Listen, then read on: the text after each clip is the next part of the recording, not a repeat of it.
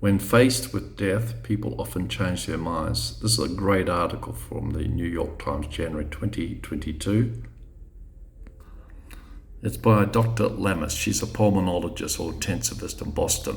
She writes regular articles for New York Times. She writes very well and obviously does a very important job. Working in ICU, as we know, over this COVID crisis is a very difficult job. You have to face often make life-defining decisions by the doctors along with the family as to how long we're going to push on and save people's lives. Now, one of these things is an advanced life directive.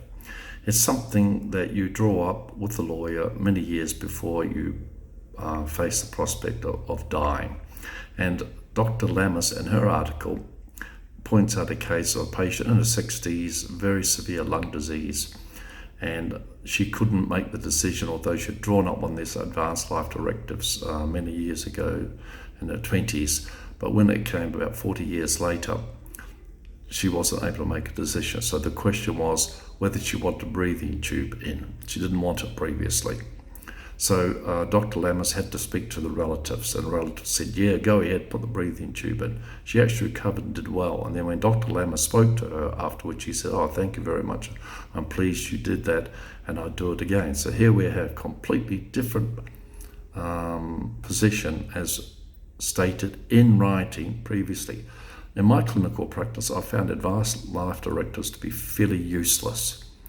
You know, you go in and draw them up with a lawyer, trying to follow all contingencies, and then the patient, when they come in for an operation or they're sick or injured, hand it to you. So you rifle through 20, 40, 50 documents, 50 pages. Patient often doesn't even know what's written there or understand it. So you say, you said in this that you don't want to spend any time in the ICU. But, you may only have to spend 1 or 2 days in it, and it'll get you through your post-op recovery. Oh, I didn't actually think of that. Yeah, please do that. And then another situation, you said you didn't require any blood transfusion for some reasons. But, if we do need to give you blood, may only be 1 unit, could make a big difference. Oh, yeah, okay, yeah, go ahead. So in other words, you can't predict the future with any certainty. We all know this, especially when it comes to your healthcare. Technology changes, situations change, you change as a human being.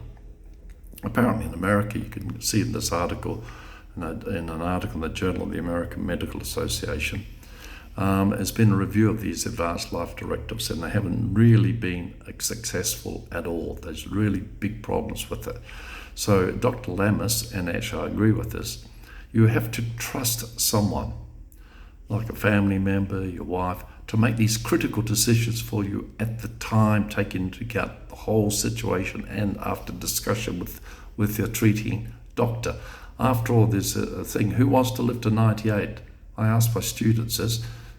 They don't seem to have a clear answer. Well, I always say the answer is the guy who's 97. I mean, people can adapt to the most terrible circumstances, and the desire to live is so basic by all human forms, including human beings. People are tenacious, they hang on to life. You can't determine it by some nicely drawn up legal document. So back to the same old principle, isn't it? Speak to the patient, if that's not possible. Speak to the relatives or the wife, husband, or other relatives, children, who are in a position to make these important decisions. Anyway, Dr. Lamis writes well. It's based on her vast clinical experience. I advise you to follow her articles, read them, think about them, because they offer some very interesting insights of the human condition and our work as doctors. Good luck.